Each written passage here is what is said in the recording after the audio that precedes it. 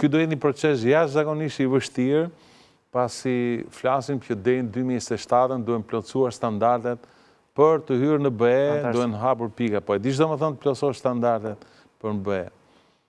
Vetëm sistemi i mbrojtjes nga zjarri për një hotel do të kërkoj një rikonstruksion total të hotelit, duke filluar nga instalimet elektrike me kabull kundër zjarrit, nga dyert kundër zjarrit, nga moketi kundër zjarrit, për 20% më lart mund të ishin bërë kundra zjarrit, po t'jesë ti e kishe vendosur si standard.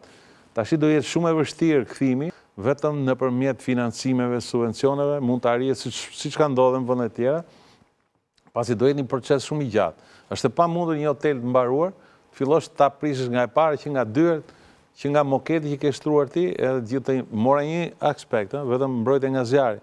Pa i hyrë elementeve tjera, domethënë indirekt unë kam marrë informacion që qeveria është duke e analizuar këtë, është duke përgatitur ligjin, duke përgatitur ekspertët, por si proces i gjatë dhe ndoshta do të jetë shumë i vështirë.